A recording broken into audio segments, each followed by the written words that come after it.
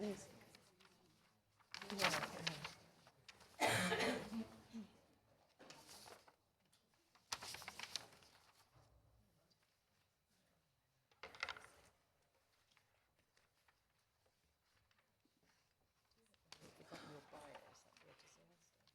we can all see our own.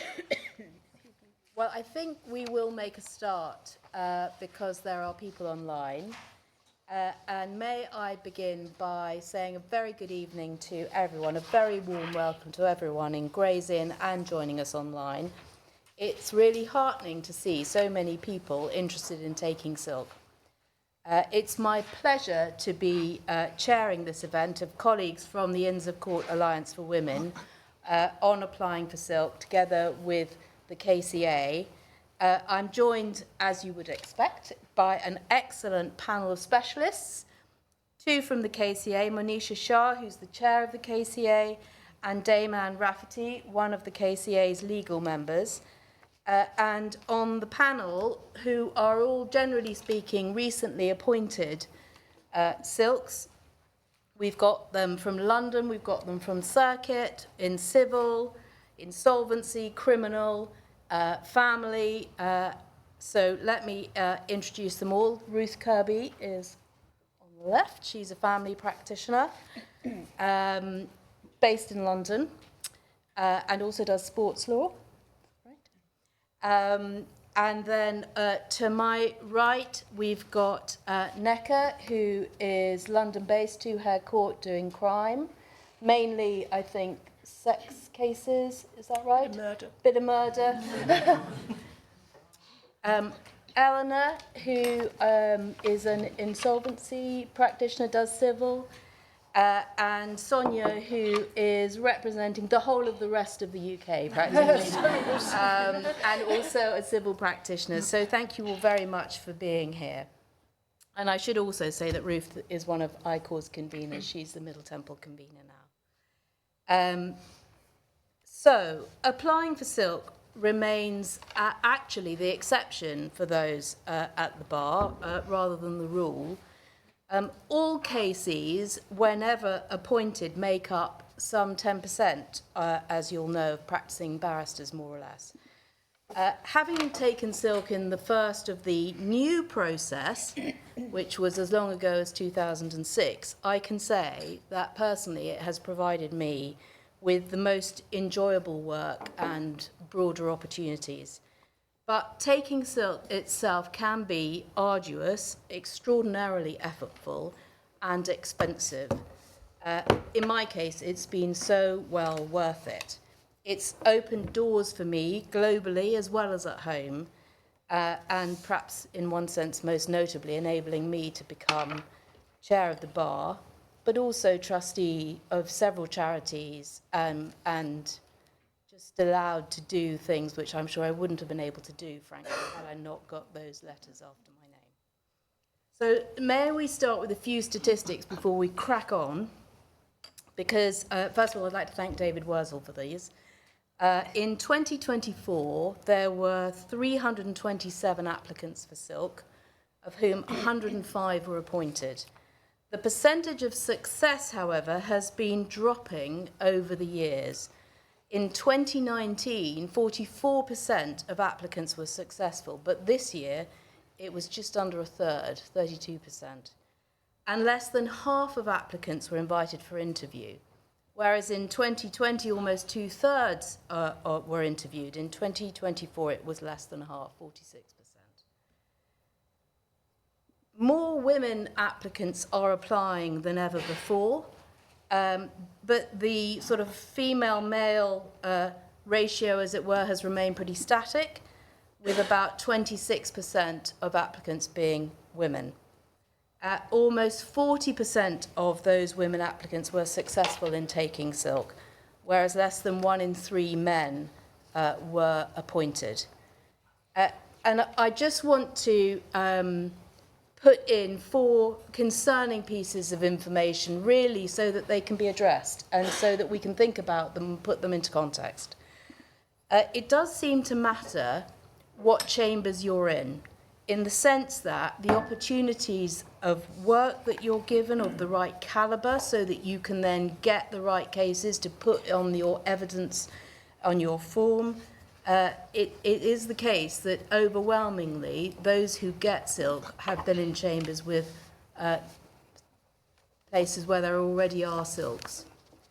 And actually, rather a shocking statistic, I thought, was that half of the new, I think it was criminal silks, came from chambers that were from 6 chambers. So I thought that was a surprising statistic.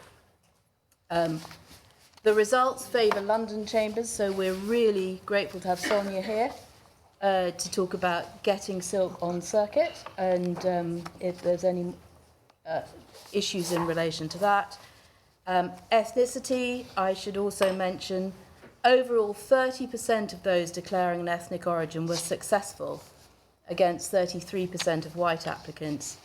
But as has been well publicised this year, no black African Caribbean or black British applicants, of which there were 10, were successful.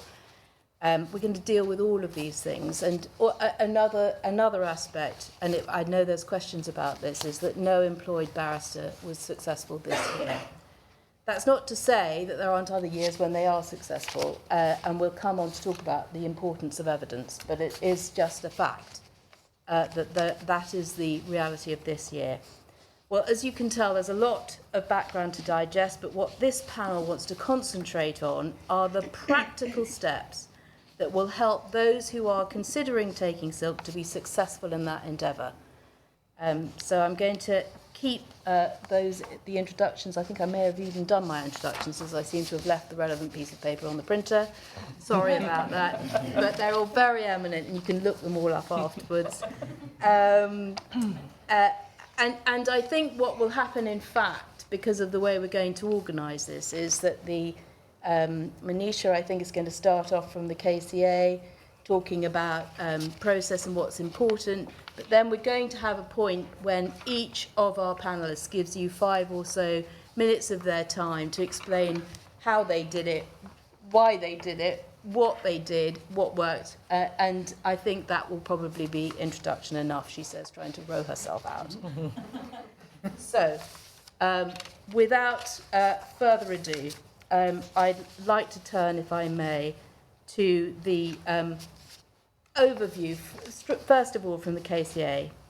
We're taking it as read, by the way, that those who are in the room and online know about the KCA website, have familiarised themselves with it. We're not going to go through it.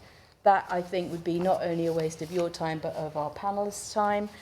So, Monisha, can you help us, first of all, with what it is that the process really focuses on, and what you're looking for in terms of how the process works? Thank you, Amanda. So I'd like to start by saying thank you very much for the invitation, and it is so absolutely brilliant to be here and to see so many of you having made the time. I know it's not easy, and it makes it a very long day, so thank you very much. So I'm Monisha Shah. I am the chair of the KC panel. I started as a lay member of the panel 7 years ago. I have now chaired the panel for 3 years, and this will be my 8th competition in 2025. My background is media and intellectual property, and as Amanda says, it's on the website, and several of you will have seen it. I suppose I don't want to take too much time to reiterate what I am sure you all know very well. This is your sector, your profession. I would like to highlight perhaps a handful of things that it is quite useful to do in order to set the conversation tonight. The first thing to say is that, as I understand it, and I am a lay chair, the honour of KC is for excellence in the law, in advocacy, in the law of England and Wales. So it's the highest award for honour and an honour for excellence. And the way it is in fact described is for strong and consistent excellence in the law. It is therefore aimed as much in the public interest as it is in the interest of the sector and to serve the profession. So it is very much aimed as a mark of confidence that the public can have in that award. And it is therefore, all the more important and prestigious for it. The competency framework that the panel applies is set by you. It is set by the professions. We don't set it. We don't have remit to change it. We apply it as best as we can within the framework that we are given. And so that's quite important to reiterate, because sometimes it can be lost sight of, that the professions came together to decide this framework. And as you know, it is set up on a competency framework that is very clear. It's about excellence in the law. It's about excellence in written and oral advocacy, so advocacy as a whole. It's about excellence in working with others, and it's about excellence in action and understanding of diversity. That's the framework that the panel applies. The last point I would like to make is there are two related points here, and this will come up again as part of the questions that I know Amanda has, and she has laid out already in terms of some of the more difficult and complex conversations, which is that the panel does not operate a quota. So we are not tasked with a quota. We are not asked for a quota. We are an independent panel, and we are heavily dependent on the evidence that we receive as part of your application. That is all we are interested in and can take into account. So that's important to note.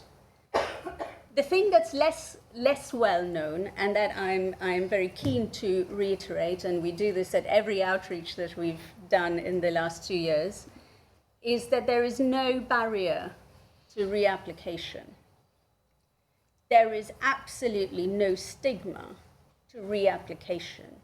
We don't ask and do not use evidence from previous competitions to make a judgment on any new application that you might put forward. And the reason for that is very clear, which is that we accept that careers mature and caseloads mature and change, and people's experience change over time. And so that makes absolute sense and is extremely reasonable that if your careers have progressed and you are now working on cases that make you more confident to apply, or certainly to make the standard, that you would seek to reapply. And so we welcome reapplication. In fact, I think the statistics show that there's no difference in success rate between when you apply, whether you apply the first time or... That's correct. And we keep an eye on the statistics only because we are keen to ensure that there isn't a sort of, in quotes, gaming of the system, which is what, people have said to us before. But in fact, there is no evidence currently that there is any gaming, because we only judge the application in that competition. We do not bring extraneous information into that particular application for that year. Thank you very much. So, Anne, may I ask you just to deal with a couple of specific points? One is competencies, and the other is the level and the number of judicial assessors. If you can help with those two aspects of the process from your perspective. Well, competencies are visited upon us. We do, as Monisha has just said, what is required of us. But throughout, you're looking for the big E word, evidence, from you, from the applicant, and from your assessors. And what has, speaking entirely for myself, what has never much taken my interest is evidence of the day job done well, or even the day job done excellently. What I'm looking for is the killer task and the very difficult job done excellently, and the more often you can show that to me, the happier and more confident I will be about you. So all the competencies from someone like me would get that as a reaction. So A, which is I have a big brain which I shall use to the public good. B, I'm quite good at advocacy. I can even write, and then I can speak sometimes. See, so all the time, all of that, all of C, all of D, I am looking to do two things. One is find evidence that you can hack the tough stuff, and you can consistently hack it to an excellent level. On the second point, what I want more than anything else, I am relatively confident Monisha would say the same, is to understand you. So come and find me on the page, let me understand you. I am not looking for perfection. A, if I found it, I'd run screaming for the hills because it's so intimidating. But B, nobody is perfect. I just want to know you, and I'll take your rough with your smooth as long as I can see consistent evidence of excellence. That's all I'm looking for. And you will find, I suspect, during the evening that there'll be reference to what you can do to improve your application and how you can do better in interview, all of which is well worth thinking through. But speaking for at least one member of the panel, just let me know you. You're as good as you are on paper, and when you turn up, I'll do the rest myself. And I want you to succeed. Can I ask about the level of judicial assessors that people will be putting forward? Because obviously, in a sense, that's something you don't really have any control of. You know, if you're not in the Supreme Court, you can't put down anyone from the Supreme Court. So is that something that would be, well, let's not say the Supreme Court, but if you haven't been to the Court of Appeal, would that be disastrous? No, of course it wouldn't. It's an advantage, potentially at least, and generally it is an advantage if you have been in the Court of Appeal on your feet, dealing with that terribly troublesome creation, the judge, and coping. And they'll put you through it. And if you survive, your praise will be very considerable. But if you haven't done that, you think about it, you've been in front of a very troublesome arbitration panel, you've been in the High Court with a single High Court judge giving you an extremely hard time. You've been in front of, never forget, the big players on the circuit bench, those big recorders of the big towns, Liverpool, Manchester, Birmingham. They wouldn't be too pleased if they were thought of as being less powerful an assessor for the panel, and they would be right to do so. And throughout the levels of the judiciary or the tribunal's judiciary, what I am looking for in the judicial assessors is someone who knows what excellent is, tells me that you've shown it, and tells me that you've shown it when it was challenging. So what rank they are, I do take account of, because it would be very odd if I didn't find that the same effect was had on me by a recorder who's seen you every week for the past couple of years, on the one hand, and the Court of Appeal, in front of whom you have been 4 times and you've been absolutely brilliant each time. Of course I will attach more weight to the Court of Appeal, but I will never underestimate the only thing I'm looking for, evidence from someone who knows you and can tell me about consistency when you are challenged. Does that help, Amanda? Thank you very much. Yeah, absolutely. And another question that we had when preparing for this was, what about the balance of oral versus written advocacy? Can someone help with that? Hold me back. I'll let Anne. I think Anne can do this one. Yeah. I'll sit back. I'll have a go. The number of times I am surprised at people who stumble on the oral, and it crosses the divides. Criminal practitioners whom you would think, well, if anybody can do oral advocacy, it's them. They're at it day in, day out, and quite often they can, but quite often they don't on the day. Not notice they can't, they don't. You mean in the interview? They don't on the day, Yeah. because I am listening as their lips move. And they will sometimes, it's very important to think about both those aspects, written and oral, in that application form, and then deliver them in interview. Generally, I don't know what Monisha thinks, but generally I find less surprise on the written. They can either hack it or they can't. And I suppose if they're good at written advocacy, they're probably good at application forms and perhaps good at writing, who knows? So I think instinctively, and if I were an applicant, I'd read and reread how I had dealt with oral, and if I got an interview, think about it. And when you get to an interview, it will matter. This is an award for advocacy, and there are two prongs to it. There's only one more sentence, if I can. I know, because we've heard it before, that people with a particular type of practice are anxious because it does not ask of them the same amount of oral advocacy that some of their colleagues do. Understand that. But we, remember, have to run the system which is given to us, and you have got to show us some excellent oral advocacy. So how you do it is perhaps amenable to a bit of flexibility. If you just don't have any oral advocacy in your practice, think ahead and go and get some. Turn up happy to advance a case at a disciplinary meeting. Find some way, if you can, of getting on your feet, not necessarily within a strict professional setting. For goodness sake, just try and show us something.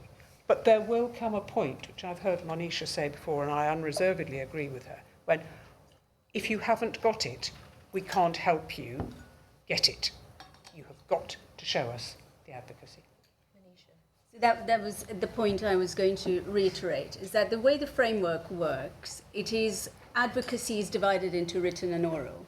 And the reason it is because it takes into account the fact that some areas of practice will have more of one and less of the other. And we see this in the applications that we get. And we tend to look at, and we do understand, which is the benefit of having a very diverse panel with lots of different levels of legal experience and lots of lay members, is that we understand the differences in the specialisms and what opportunity is typically available in that context. So it is not it's not as basic as a sum of the two, but that is where we can apply some judgment around whether there should be a lot more oral advocacy at this extremely senior level, or whether that is perfectly reasonable to have that level of advocacy given the specialism that the applicant makes. So it's not mathematical.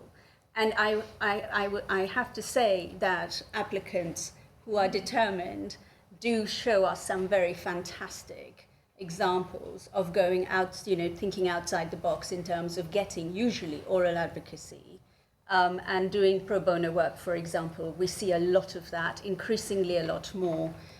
We have had a discussion with the Lady Chief Justice, and her instructions last year made a very big difference in terms of juniors being allowed to have, I can see nods in the room, to get some exposure in the court. So we do see that, and we keep track of those developments so that we are aware of them. So it isn't a specific amount that we need. We are able to flex that, but with no oral advocacy, that is a problem.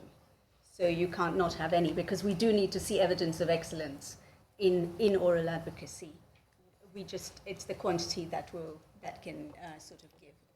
So I'm going to have to sort myself out here, because we're on question 1, part 4. So very quickly, 12 cases. Just tell us about this. That's the, as it were, ideal, is it?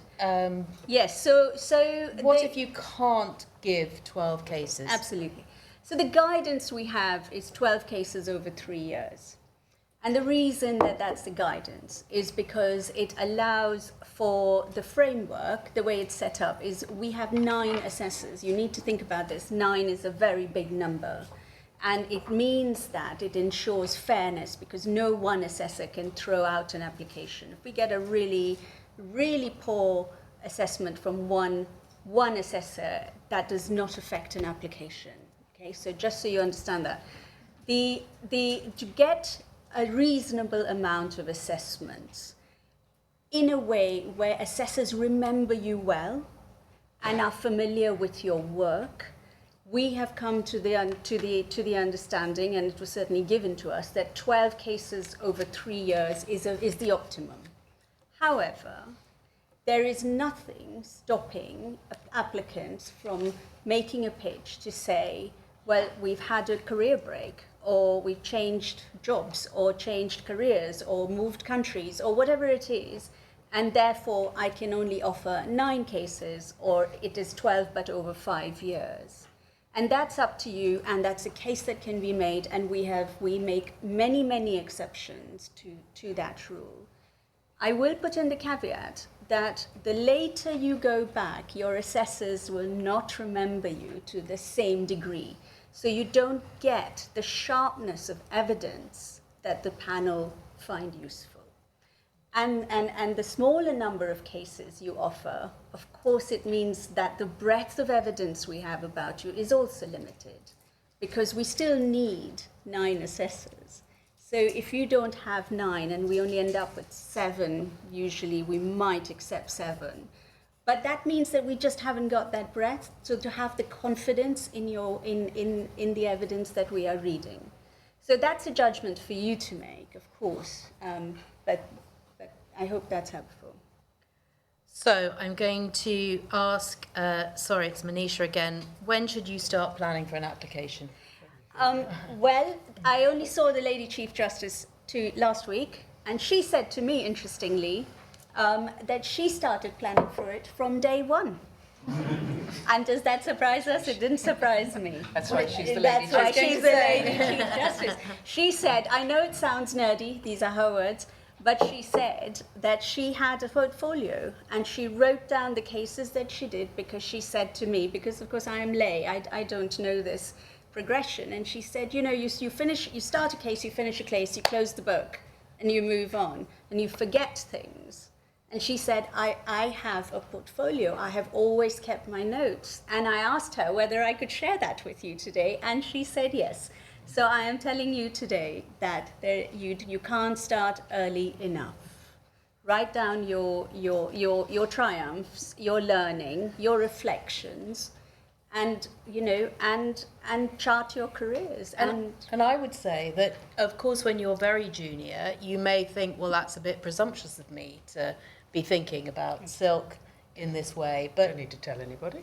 Just write it. No. But even to yourself, you may feel that. But actually, what it's really showing you is that you've got ambition that, may or may not come off in the end, and you may change your mind. But and now you have a world-leading role model to telling you to do it. Yeah, exactly. The other thing I might just Yes. drop in is, when you are compiling your dossier, put the disasters in as well.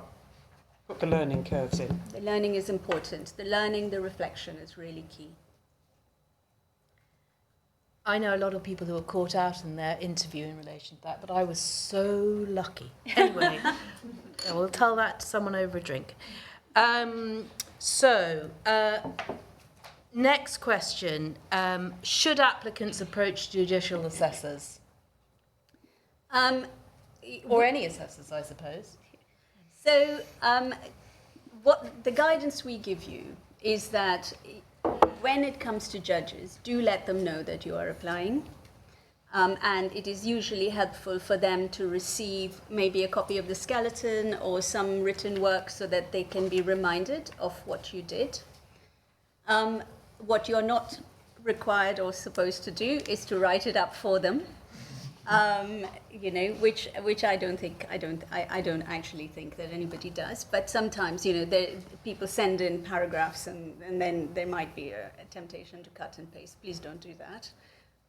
because we need their evidence, not your evidence. So you have the opportunity to do a self-assessment, that's your evidence. They need to tell us what they think, and they need to provide evidence for why they think it. So statements are not enough. So they do need to put in the work. And I'm actually astonished every year. We get some fantastic assessments. The assessments are honest, they are often brief, they are truthful. We talk a lot to our assessors and give them guidance about what we will find useful. And they are increasingly getting better at giving us honest, evidence-based feedback. Thank you, thank you. I'm going to, instead of ask questions, just make some statements, and then you can nod or disagree with me. You can contact the KCA and ask them questions. Yes. You can ask, as it were, questions about the form. Yes. And the interview. Yes. And the way that the system works is that there will be several rounds of discussion between those on the panel about the applicants. Is that right? That is correct. Got through that quickly. Right, and now we're on to the barristers. Thank you both very much for that introduction. Nneka, let's start with you. Okay, and I've got 6 minutes. You've got I'll time myself. Fantastic. It'll be the quickest bit of oral advocacy ever. Yeah, speak slowly. Okay,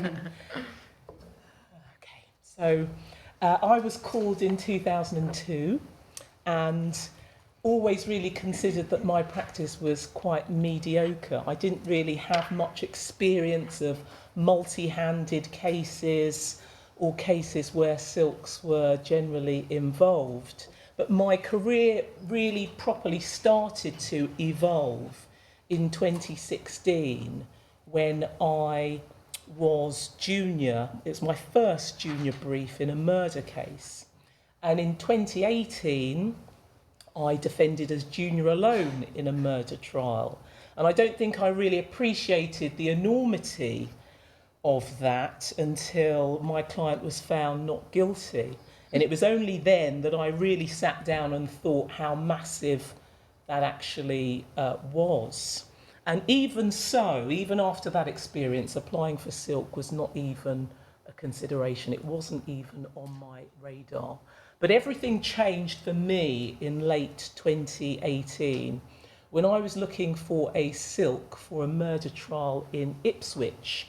And one of my friends told me that he knew a silk who had just become available because his trial had gone short. His name was Brian O'Neill, Queen's Counsel. And I looked at his profile and I looked at his chambers.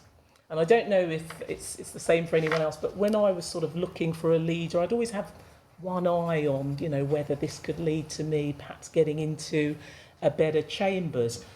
I looked at Two Hare Court.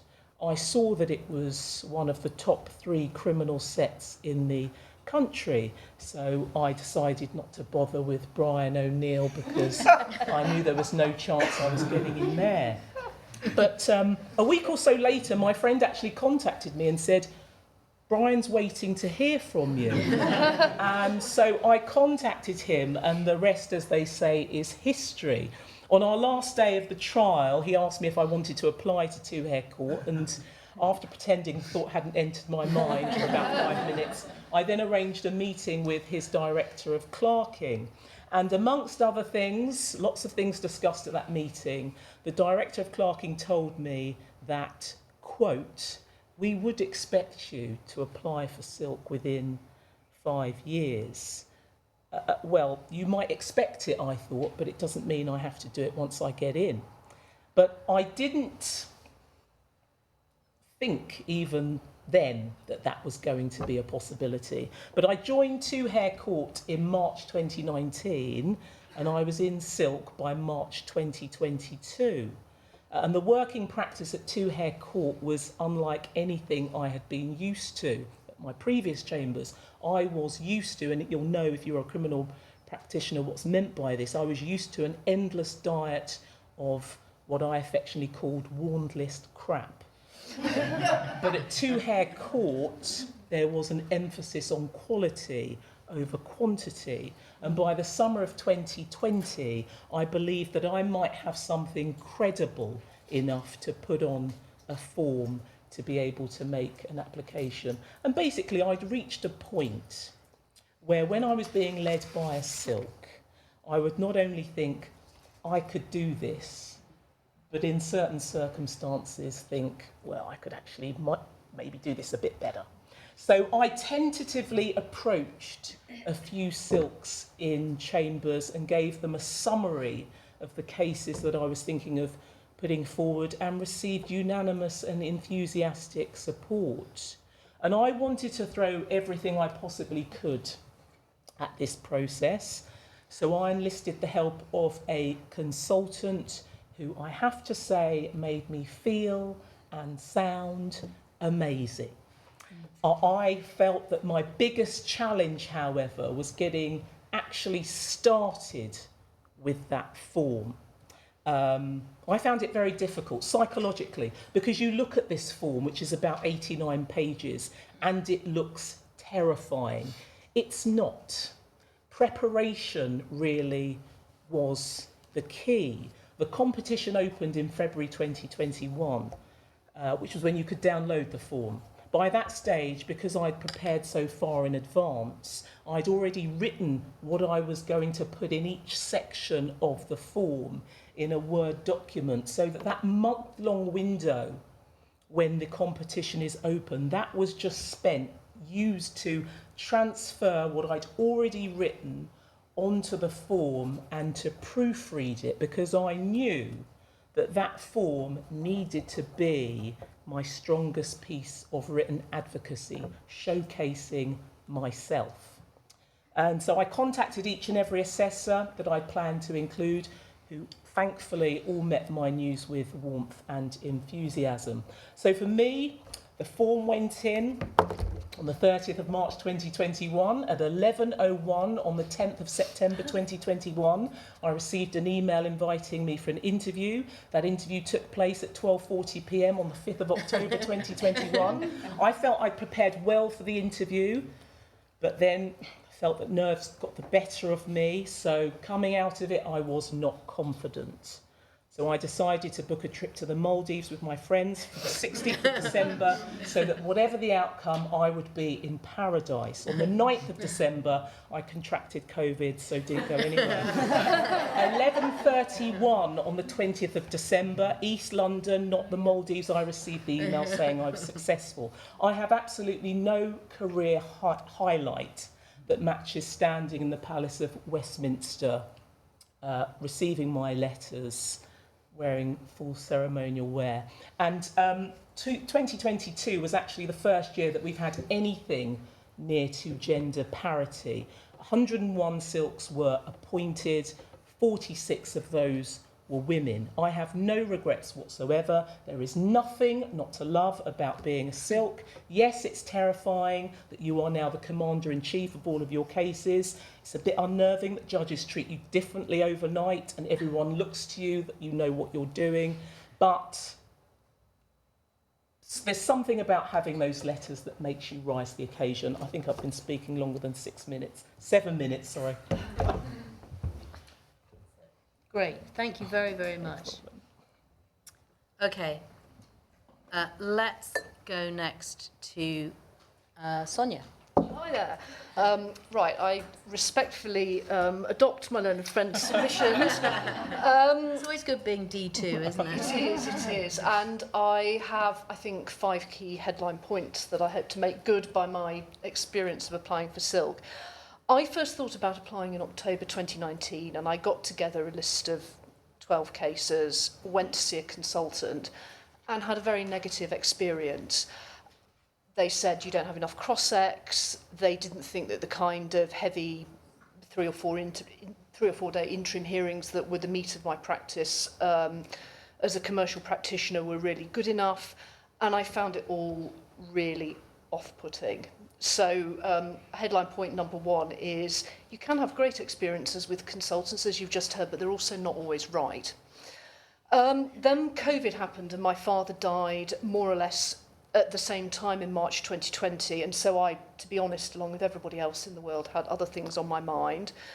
2021, I had a bit of a midlife crisis. I thought about leaving the bar, and then after a sabbatical rather reluctantly concluded that I was probably unfitted for employment anywhere else by that stage.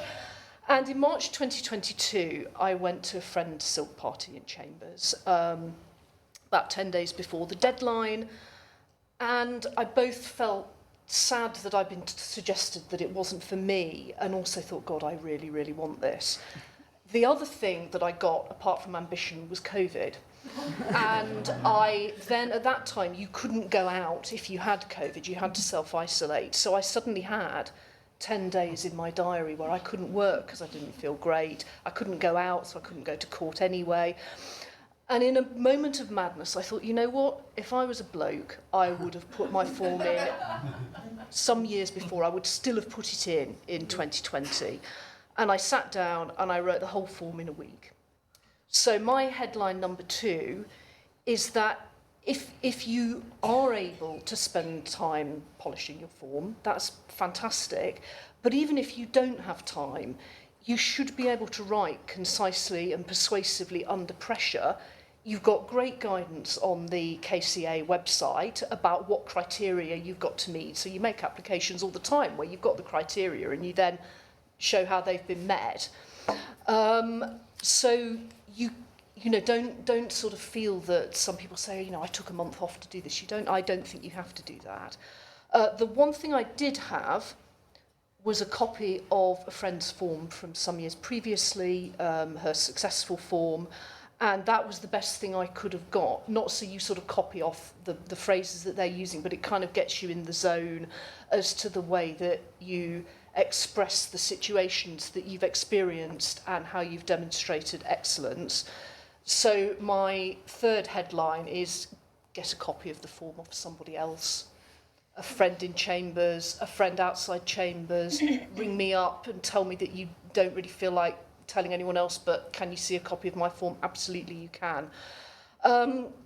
And I then I added only about 2 cases that were new from 2019. I did approach most of my practitioner and solicitor assessors, but I only told my judicial assessors after the fact as a courtesy, and I wrote the kind of email that Monisha's described, where I said, look, I've put you down, this was the case, I don't want to bombard you with information, but if you'd like a copy of the skeleton, then please let me know. And I think I was helped by 2 things, and these are my last 2 headline points. The first one is that I had led people a lot. My Chambers has a great culture of encouraging leading by juniors, and whenever I had a case, my head clerk would try to sell it on the basis that, you know, you're actually going to save some money because you don't want me at 18, 19 years call drafting chronologies, and you might not actually want an associate to do that and they might not have time.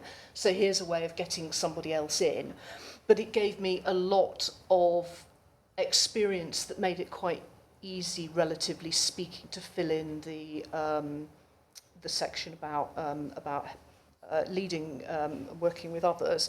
And I'd done a lot for my inn. And I'm not saying that you should do it for anything other than the love, and because it's an absolutely brilliant thing to do, both for the profession and because it's fun for people to meet. But that did really help me in terms of establishing some of the criteria for the equality and diversity.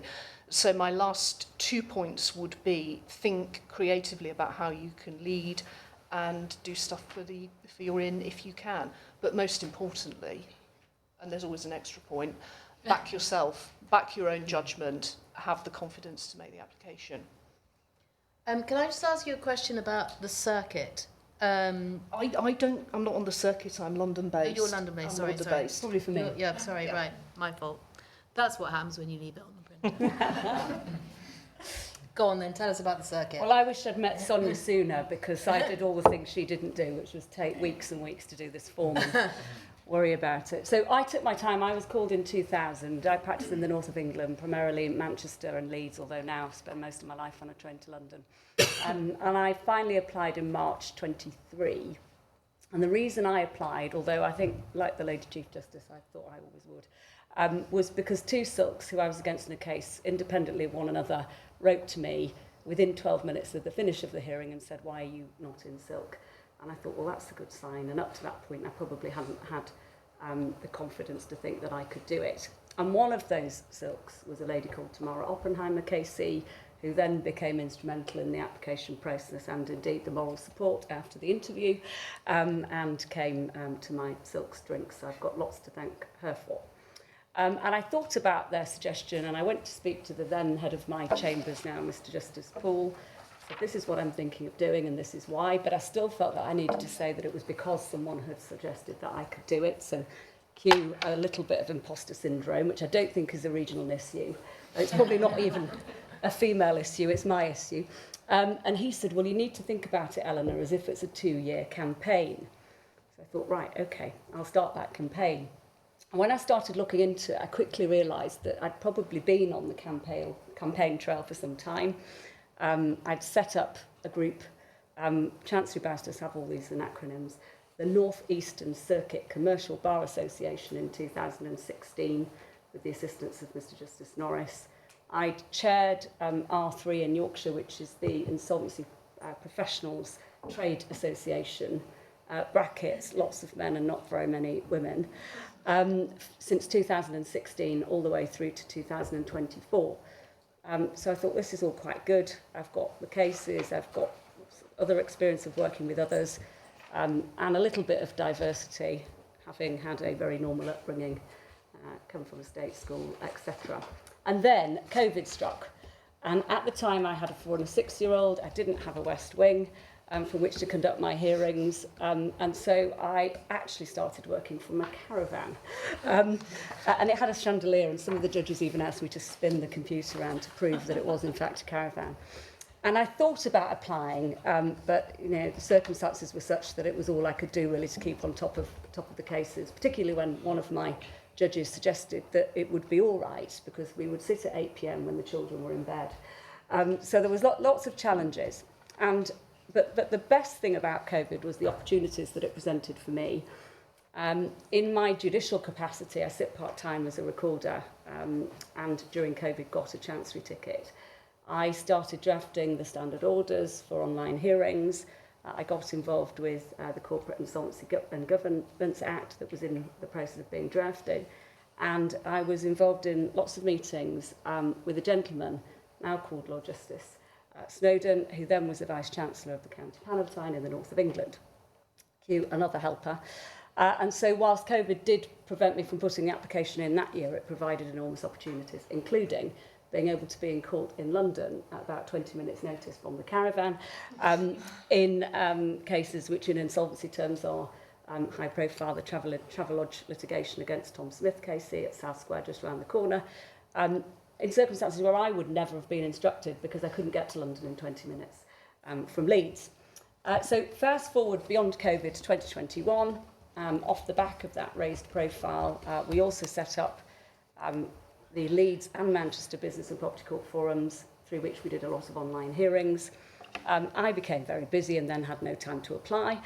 I started the form in 2022, but a bit like batting in cricket, you never know how long it's going to take. And I asked for references one by one, which probably was a mistake, on the basis that unless people said yes, I wasn't going to ask anybody else and embarrass myself. And the final person I asked was Lord Justice Snowden. He had COVID and replied to me the day before the application was due to go in, saying yes, of course, and of course I'd down tools and not completed it. So 2023 was my year. And the very last thing I want to mention is the value of pro bono work, and it will come in the context of ongoing cases later on. But just to signpost that Advocate has produced a guide on this, and during last November's Pro Bono Week, the Bar Council put out a series of blogs and posts about pro bono, and the article with the top hit rate was Pro Bono and the Silk Road.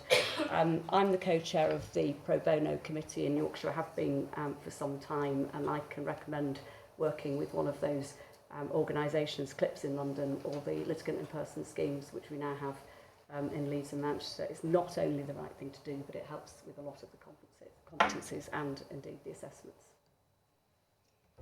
Thank you very much. And I think what I'd add just on pro bono is it gives you exposure to a much wider caseload and opportunities than you might otherwise get in your day job. So it's definitely worth thinking about, not just because you are a selfless person.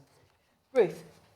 Right, so I can definitely bring diversity apart from my nationality in that, unlike all of the stars at the other end of the table, I failed with my first application for Silk, and I was so bruised by what I agree with Amanda is both arduous and expensive. It was my own fault. I went in not properly prepared with no particular plan. I was always too busy to make a plan. I hadn't even looked at the form before maybe... I can't remember what year that was, but 7 years before 2020, so that would be easy to figure out, 2013. I would say, and I'm sure because you're all here, you are planning on making a plan. I'm sure you've all looked at the form, but I can't emphasize enough how important it is that you make a plan, I would say 2 or 3 years before. I completely agree with what the Lady Chief did. I never did it, but I can see how it was such a good idea, because we all do these incredibly difficult cases, really complicated. They would fit into all 5 categories on the form, and then you totally forget them. And when somebody says working with others, and you think, of course I can work with others. I do it all the time, day in, day out.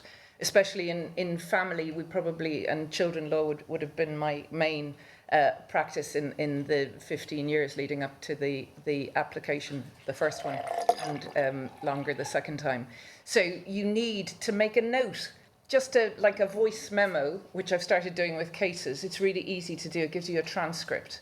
And you can just put in, if you look at the form, you know what the categories are, and one of those things happens in a case, or all 3 of them or all 5 of them, put them in. It will make filling in the form so much easier. Because when you sit down and you see a form and it says, you know, diversity, and you're thinking, yeah, of course. And then you think, well, what's a really unusual one or a worthwhile one from those 12 cases that I've identified? It'll also help you identify the 12 cases.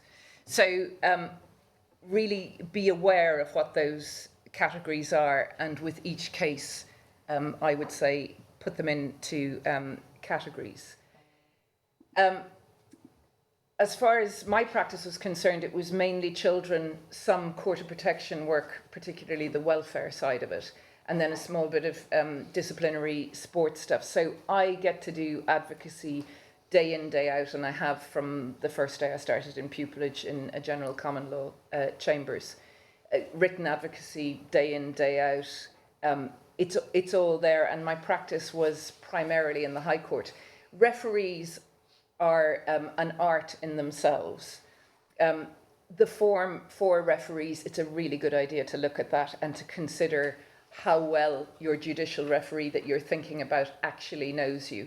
The first time I applied, I did get an interview. That's where I really messed up, was on the interview. But I remember asking Lord Justice Thorpe, I sent him an email saying, I've done these 2 amazing appeals and succeeded, and you must remember me. Of course, he didn't really remember me, and he didn't really remember the cases because they had been 18 months and 12 months before. And I was slightly upset that he said, you might want to get someone who knows you better, because I didn't know how detailed the referees' forms were. And in fact, the first time I saw a referee's form was when someone sent it to me, and I had agreed to be a referee. And I filled in the first page, and then there was loads more pages. And I was like, well, I don't actually know her as well as I need to. So I did fill it in, but when I submitted it, I said, I really don't feel like I've done her justice, because I've only done a case where she did oral advocacy and a bit of written advocacy, but I couldn't help as much as I felt she needed for one of the referees. And I don't know what happened after that in terms of whether the KCA went back to someone else. But really, what was said earlier is so important, that they have to have the evidence of how good you are.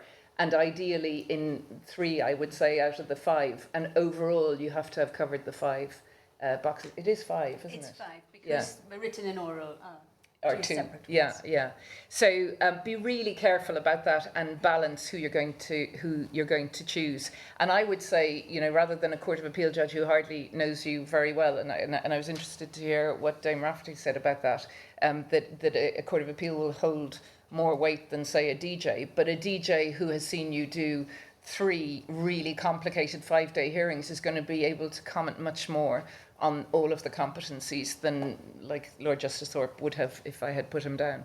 So the other thing I would say is ask for help, which I didn't do at all at any point. And I know now that I am delighted to help anybody who wants to apply, whether in chambers or outside chambers. And this year, 3 of us got together to help a guy from outside chambers, and we did a mock interview with him. And I think it's incredibly important because, as Amanda pointed out, the statistics show that certain chambers tend to have advantages in getting more King's Counsel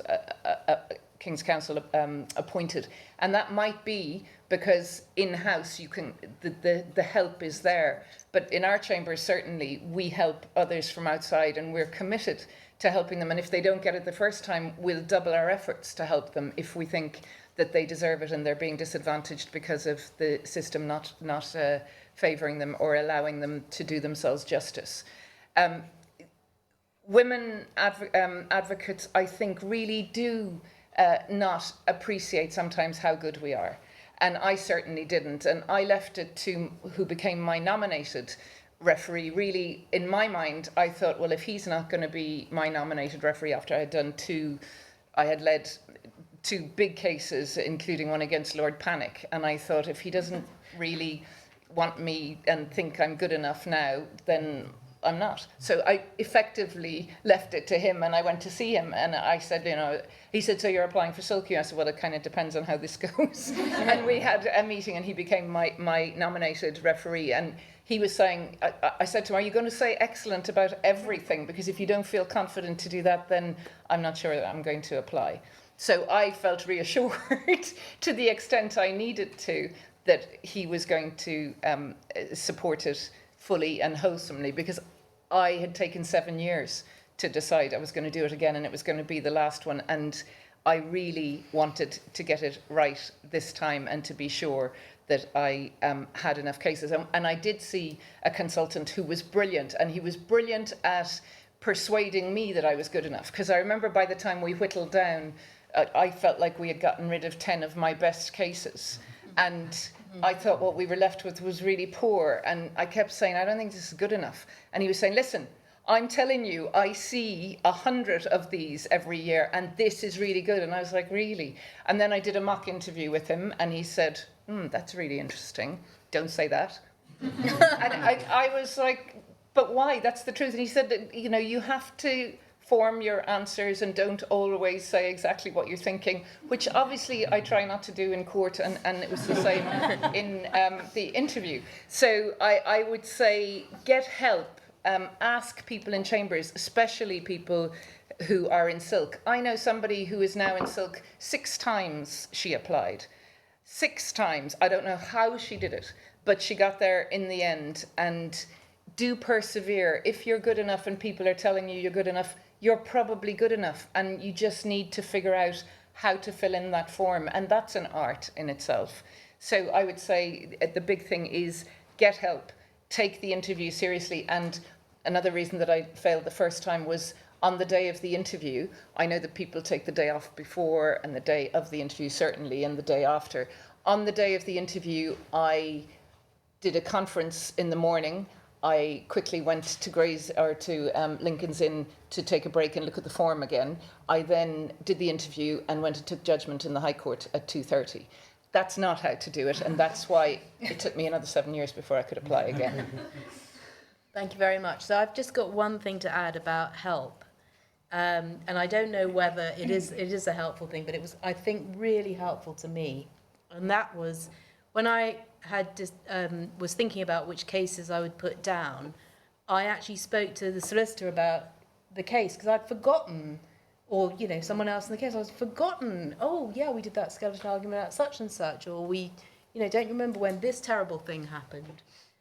So it's good to talk to people about the cases, just because they'll remember things that you didn't remember first off, that you might find helpful. For sure. It'll trigger things you've forgotten. Yeah. So this brings me smoothly into the vexed question of consultants. And I'd like Monisha and Anne to tell us exactly what they think of consultants. They're a mixed bag, as you've already heard. Some I'm sure are excellent, some I'm sure are not excellent. Also in the equation is you and your level of self-confidence and your level of predicted self-confidence about yourself. So that's some of the uncertainties about consultants, and I wouldn't myself risk giving you an opinion on whether they're a good or a bad thing, because I would find it impossible on the merits of a particular pairing so to do.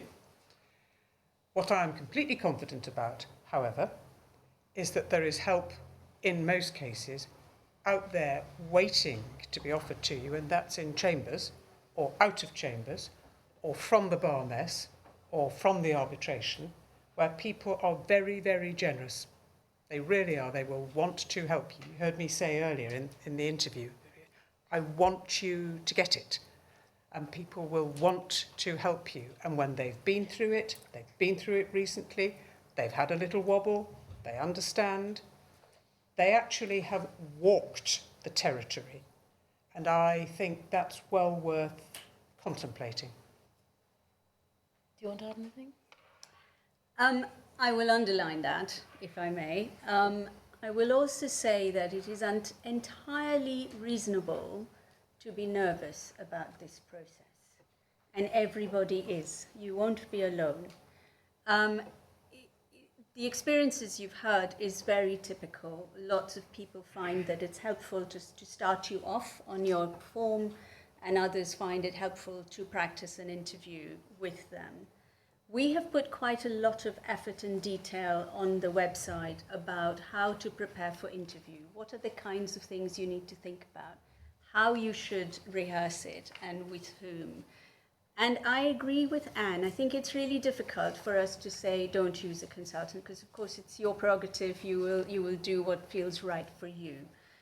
There is a slight issue, which is that because of the sometimes over-dependence on consultants, when people come into interview, remember you have 40 minutes to an hour max in an interview. The panel is trying to talk to you about your application, your evidence, and we're trying to understand or clarify some of the things that your assessors may have said or things we may not have understood. And what we find is if you're very highly coached, and some people take coaching better than others, let's face it, and if you're very highly coached, it's really difficult to get behind what they've told you to tell us. And so you lose your 10 minutes on competency A that we are trying really hard to say to you. Just explain that bit to us. And then what happens is we can see the applicants in front of us thinking, oh, but they said start at this point here. So they don't address the question. By the time they come around to the question, we've run out of time. And so it goes on. And of course, there are also some interesting things that clearly some coaches are less good than others. So there was one year when at least 3 different people sat in front of me, because of course I don't do all of the interviews, they were divided up. And 3 of them said, I'm like a smiling assassin. And I thought to myself, either there's a film I've missed that's just been released, or they've been to the same coach and they've picked up those ways of describing something. So it is just cautionary to tell you that the way we see it, you don't need a coach. So I can go to that extreme and say, you don't need a coach. This is your coaching group. And you have heard this here. I have heard it many times on outreach, whether within the specialist bars or within the networks or within the circuits or within chambers. They are your coaches. Use them, because that's much more, it's about you ultimately. And all they can do is support you, build your confidence, guide you, and provided you're willing to put in that work, this is a better network to use. Can I add 2 points to that quickly? One is that I have definitely known a consultant to cause active harm to a candidate's otherwise brilliant application, but he had such negative feedback from the consultant on the Friday before the interview on the Monday, and he didn't get it. And it was one of the best forms I've ever seen. And he was destroyed after that interview practice. And so therefore, I absolutely agree that it needs to be treated with caution. And the other point I think is really important is that by the time I got to the interview, I was in a terrible nervous state, as we all are. It was one of the most relaxed conversations I think I've ever had. They were lovely, and it was so obvious that they did want to, as Dame Rafferty said, they did want me to do well. It was in the room that and it was very relaxed. It's not an interrogation. No. It's not, we are basically looking, we have so much evidence about an applicant. If you think about the self-assessment, the 9 assessors, the 5 competencies, the 11 panel members, every application will have gone through multiple layers of discussion and at different junctures, and then at interview. And then we will go through a final level of discussion. We know you very well at the end of that process. And the point is not to trip you up. The point is to assess whether there is evidence for excellence. And by God, if there is, we are delighted to recommend it. That is why we are there. So it is not there to trip you up. This is not about, being afraid. This is about building confidence. Amanda, I don't know if I could chip in very Please quickly, do. because this Please is do. a personal view of mine. So I did use a consultant. I'm from the regions, and there is an element in the regions of taking your turn. So one of the reasons I took so long to apply for Silk was that there were people more senior than me. In fact, there were 38 before I took Silk, and certainly in my department that was the view. And I also went to a consultant because everybody else had, and so I had a lack of trust in the process that I could do it myself. My experience, certainly from the interview and having had that coaching, is back to a point that was raised by Dame Rafferty right at the start. The whole point of this is that you are, this is a regional expression, selling yourself in, and if somebody else has told you who to be, how can you possibly sell yourself in? So within about 3 seconds, I think, of going into that room and thinking, my head's in a vice, I can't remember all these diversity statistics, of which I wasn't asked a single question, I just decided to be myself. And I think that's one of the difficulties that you can come across if you use a consultant who coaches you, in effect, to give answers that everybody else could give.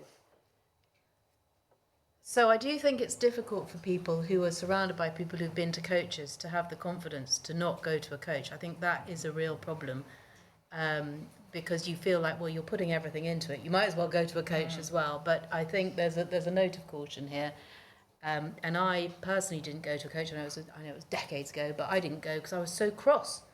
Because the coach that was on the web on the internet called themselves QCA. Yes. So I rang up That's rang right. up the QC, as it was then, appointments people. And I said, "Oh, is this the coach that you're recommending? It has nothing to do with us." And I was so cross. I went, "Well, I'm not." So on a separate point but related, and that is to do with what chambers can do, because I think part of what would be good here is if we all go back and say to our chambers what we could do to improve, so that not only the people in the room but everyone can benefit from better processes and better support. And we've talked a lot so far. I don't want to go over old ground really. Sharing people's forms, having conversations with people who've been through the process, perhaps helping you with interview practice, all those sorts of things. Are there any other things that in your chambers people have done, or systems that are there? Well, I think it was definitely support from other silks that helped me. And say, for example, when I was being led by a silk in January 2020, and we were in front of the Lady Chief Justice, and it was actually her last ever criminal trial. And so he said to me, make sure you do some advocacy in front of this judge. Do you want to take this witness? Obviously I sort of said yes, and then that enabled me to then put her down as one of my assessors, and it was that sort of support that really encouraged me be able to have the confidence to then actually make the application. And that's something that I try and do now when I'm leading, to enable my juniors to have the confidence to do some witness handling, because sometimes there's a temptation for people not to do anything in sort of any oral advocacy in a trial, but that's something that I can now pass forward. Anything from anyone else? Any good ideas that we haven't already mentioned? No? I think try and sit down with your clerks if you can to see what the gaps are. If you feel that you're really sort of struggling with a particular thing, then try and have the conversation. I say this not having done this myself at all, and having treated my application with the utmost secrecy, and the only person apart from my head clerk who even knew were my two assessors. So don't do that. Try and talk to people about it, but definitely to talk about specific areas where you might be keen to be put forward for a particular thing, where you have that missing piece.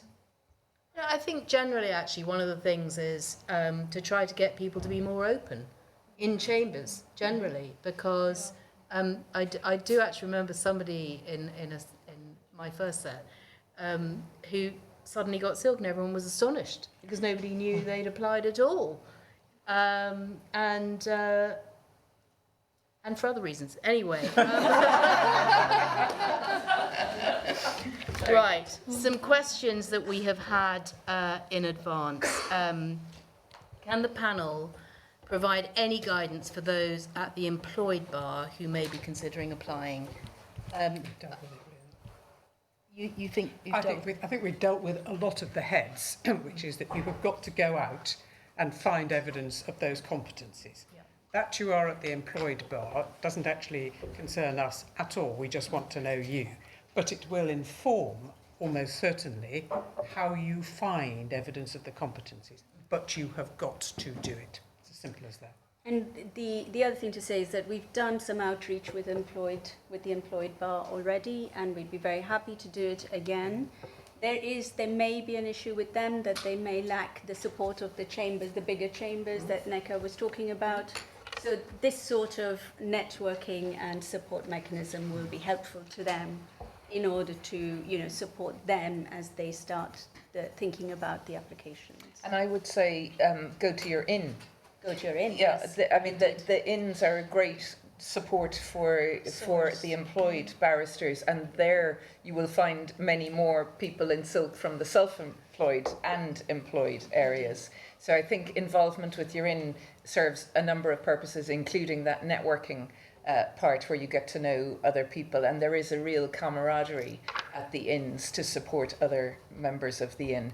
So getting involved with the inn, whether it's teaching advocacy or survive and thrive events, all of those, they're all very good ways of getting to know people who can help you and support you when it comes to thinking about applications, and especially for the employed bar, I think. One about international now. For those with international practices, can cases or arbitrations which are governed by foreign law or heard in international courts, which are staffed by judges including former English judges and have common law systems similar to England, form part of the 12 cases on the application form, or must all cases be governed by English law and or English courts? No, certainly not. They don't need to be governed by English law or in English courts. However, I go back to my first statement, which is this is an award for excellence in the advocacy of the law of England and Wales. So the way the framework works is that your assessors are required to show us the relevance and how it relates to the law of England and Wales. So either there is a read across, or there is a basis, or there might be cases in point which are specifically from the law of England and Wales.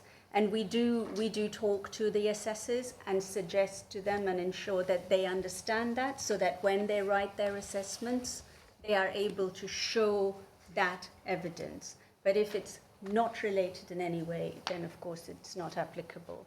And certainly there are some jurisdictions where they have their own honours and awards, and so they would be better off applying there. So, for example, you know, in Australia or other parts of the world. So, but it does need to be relatable to the law of England and Wales. And I'm going to ask another question, which I hope you can elaborate on, even though some of the same issues are coming up.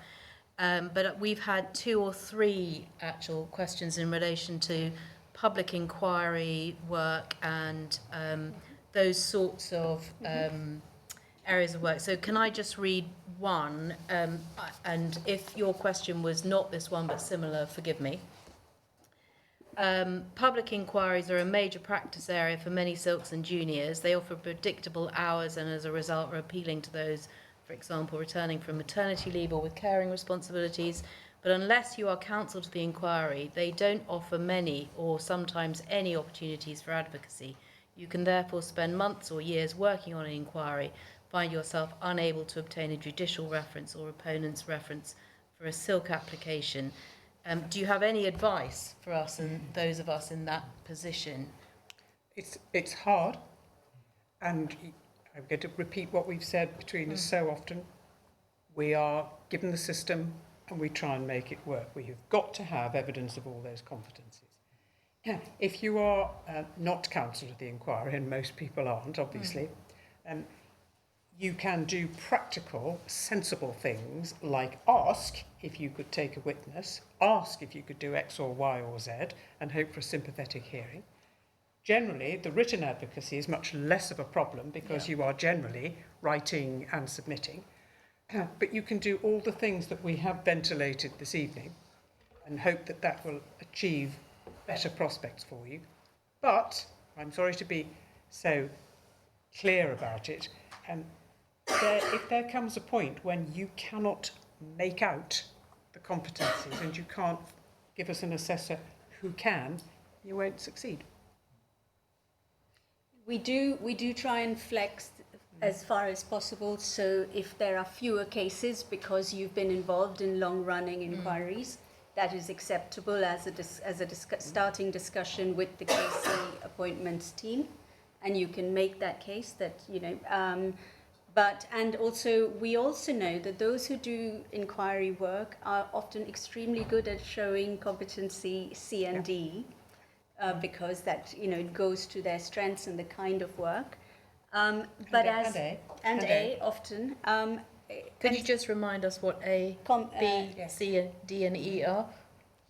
So A is excellent knowledge and understanding of the law. So they are specifically about the law itself. Competency B is divided into written and oral advocacy. Competency C is working with others. Competency D is action and understanding of diversity. And just as an aside, we are about to publish in Counsel magazine a series of articles which are specific to each competency, so you will get quite a lot more information that way as well. It is already available on the website, but we will put it in an article form. But essentially, we can flex a little bit, but as Anne says, no evidence is non-negotiable. Any questions in the room? Yes, there's behind a pillar. Hello. Hi there. I wanted to know, what happens if you put forward referees? Oh, wait, one sec. We need a mic. Otherwise, the people online can't hear you. And people online, please do feel free to ask a question if you would like in the chat. Great. Yes, sorry. I wanted to know, what happens if you put forward an assessor and when you contact that person, they say, well, maybe I haven't seen enough of this person's work, or I can't really fill in the form all the way. Does the commission go then to other assessors, or how does it work exactly? The person who runs the committee is sitting in the audience, and she is the CEO of the KC Appointments company. It depends, is the answer, because we have 9 assessors.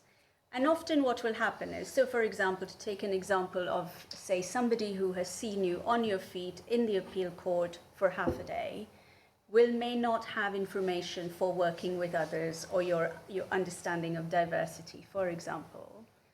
We will balance that because that is a very senior assessor who will give us very important information about competency A, which is about knowing the law, and about advocacy. So we may keep that, and they often tell us, I don't have enough information to fill out this section of the form, provided that we can get the other assessors to fill out more fully in a way that will do you as an applicant justice, the other aspects. Hence 9 assessors. That is a lot of assessors about one person's work. So we try and balance it so that we get the best evidence that we possibly can. Sometimes assessors will say, I don't have the time, I absolutely don't remember this person. Or sometimes they don't want to be terribly negative and they might not wish to write it down, and they do that as well. They will often call us, and we do quite a lot of, well, I say Hannah does quite a lot of work, Hannah and her team, with assessors to talk to them about what their concerns might be or what the quality of their assessment might be or the quantity, as you say, and make a judgment. But ideally what we're looking for is the best evidence of that application. Thanks very much. Yeah. Thank you very much. So I have a question which I know you would like to answer. Can you use ongoing cases? Eleanor, I think you've got experience of this. Yes, so part of the reason I want to answer it is that I, as everybody does, looked at the people on the panel when I had an interview and thought I better know something about them. And there was only one person I didn't want because he was a retired High Court judge in my area.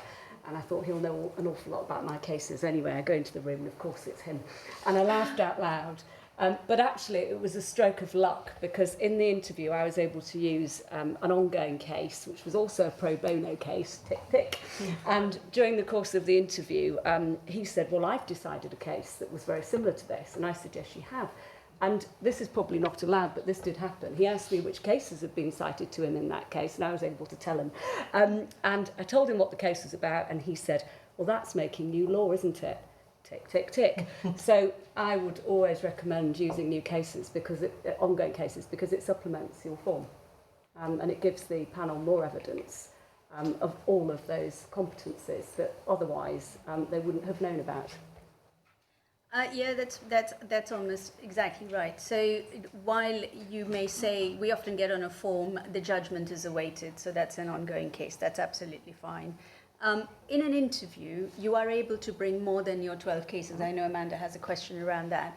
You can bring other cases and other information and other experience to the interview. So you could talk about an ongoing case that is midway, or you can talk about a case that happened 10 years ago that was really formative for you, or where you made new law.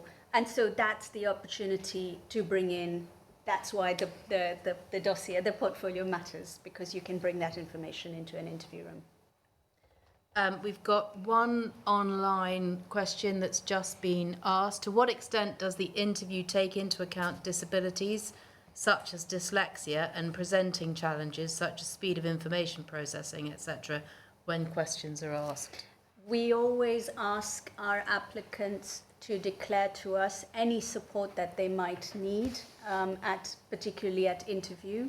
And again, Hannah and the team do a fantastic job, and we do all sorts of things from lights to hearing to we've had people in wheelchairs.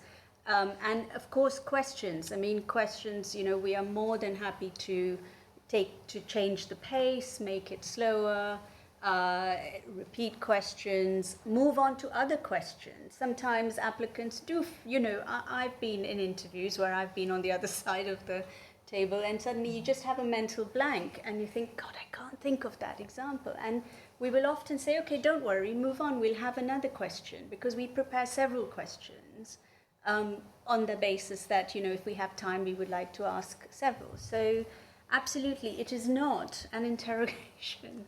And I'm glad you said that, because we do a lot of training on the panel about interviews and manners of interview and interview, making sure that the applicant's experience of the interview is as conducive as can be. So absolutely, please share it with us and tell us what you need, and we will make every effort. I've got a question here, which is, in the interview, is a candidate given credit for all of the examples of competences included in the application form, or only those which are given orally in answer to the interviewer's questions? So I didn't quite understand that. I didn't understand If that. the question, we talk to each applicant about every competency. Yeah. So all competencies are covered. As I've just said, we have a hell of a lot of information about each applicant. So that information we will have, and we have it in multiple formats. And if the applicant, I think what this person is saying is, if they give only one example, but there might be three, then if it's in the evidence, it's in the evidence. So that's considered. I think there was someone further forward who wanted to ask a question. Yes. Wait for the mic.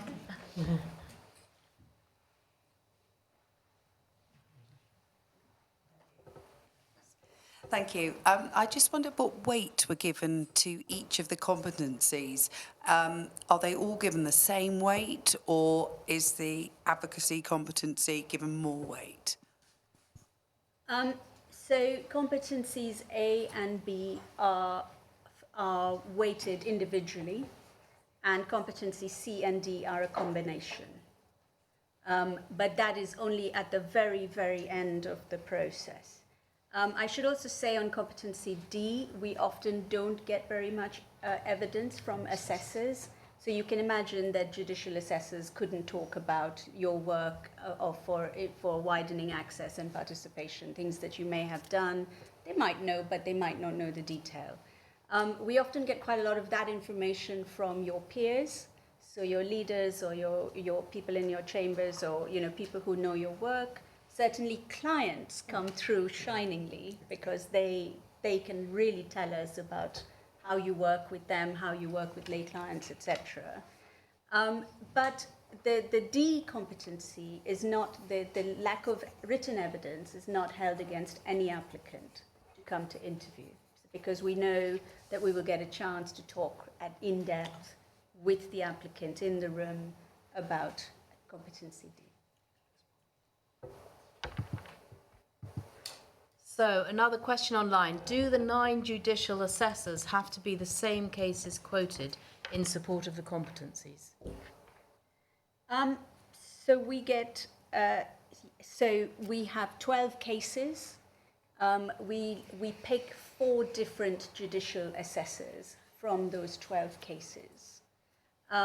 So that's, I'm not sure I understand. So when you talk about 9 assessors, you're talking about from the 12 judges and the members of the profession and the clients? Yes. That's so 9 from them, overall. we get 9 overall. Great, okay. And then they have to, so together, they give us evidence across the 5 competencies. Right, so I think if you take out the number 9 then, and you just go do the judicial assessors, that they are on there, those 12, do they have to be from cases quoted in support of the competencies? Judicial assessors, I think that. I wonder if there's a bit of confusion on, they're not all judicial assessors. I think they're talking about the judicial assessors. Yeah. Do the Do 12 yes, judicial judicial assessors Yeah. have to come from the same 12 cases that you've quoted as your significant Yes, cases? because they are Yeah, the they cases, do. Yeah. which is the evidence, because the judicial assessors, whether they're judicial assessors, client assessors, or peer assessors, essential practitioner assessors, they are all being asked for evidence. And the evidence they provide have to come substantially from the 12 cases that you have put forward. If they bring in evidence from other cases they might have seen you on, then they have to let us know, and they have to say this is not one of the 12 cases, but I have also seen X applicant in Y situation. But fundamentally, it starts with you and it finishes with you. You decide your 12 cases, we then go and ask those people for assessment. So we are almost at the time when the drinks are It's been a very enthusiastic lady waiting. very enthusiastic. Oh, sorry. It's because I'm so short. I can't actually see. Sorry. Last question then. Sorry, last question. My question is there any less weight given to judicial assessors that are members of the part-time judiciary, so deputy High Court judges or recorders that might be silks? No, they are assessed on the basis of what they can tell us about you, in what depth, over how long, and against what backdrop of difficulty. If, as I said earlier, you get a lower tier of judicial assessor who is speaking about much the same type of thing as would also the Court of Appeal be, the Court of Appeal will have more heft to it. But there is very seldom that sort of mirror image. And what we're always looking for is depth of knowledge, consistency, and a good measure. Rank, much less important. That's a woman who understands that she's between you and a drink. I'm just going to prolong the process a little bit. 30 seconds from each of the panellists who'd like to give 30 seconds, starting with our best timekeeper, Nneka. So probably less than 30 seconds. Be brave, be bold. The men are. You might not get it first time, but you know that you have a 100% chance of not getting it if you don't apply. And because you have to rely on your peers and judge it, be nice to it, be courteous. Just got one job, don't be a dick. We're starting place, aren't we? We're ahead to begin with. Right, next one. I think I already said it. Back yourself. It's exactly the same point. Something from the regions. We do have fewer judicial assessors to choose from, but there's a bit of internal quality control, I think, there. The chances are, and I think this is a real advantage, they'll know you really well. So I think nearly all of my judicial, in fact, probably every single one, could speak to all of the competencies because they see me virtually every other day. So don't be put off if you're in the regions. And the final piece of advice that was given to me, just strike. Going down the line. Okay. I just want to say how delighted we are to receive applications. We don't judge you. We are delighted to receive them. We look very hard for evidence that works for you. There are no tricks. And if you have any questions, please pick up the phone and ring Hannah and her team, and they will give you as much advice as we possibly can. But your applications are welcome. First time, second time, third time, fifth time, sixth time. We will not judge. And, good luck. And, hopefully this has been helpful to you all. Come and show me who you are. Show me on the piece of paper. If you get an interview, show me in person. I am not interested in a cardboard cutout. I will take all your warts and all your deficiencies, particularly because it will help me through my own. I would say that the most rewarding part of eventually succeeding was the overwhelming positivity and positive feedback from your colleagues, judges, people you haven't seen for 25 years who suddenly had your email address. And I took Silk during COVID, and I found the positivity so overwhelming that after 2 days of answering the door to flowers and champagne and reading emails, I cried for about an hour and a half by the sheer weight of positive vibes that were coming online and by way of gifts. It was wonderful, and it still is. It's good. Well, thank you all very, very much for being part of this event, whether you're here in person or online. Thank you so much. Thank you to my absolutely great panel. And if you want to know who they are, you'll have to look them up because I forgot the piece of paper. Thank you all very much.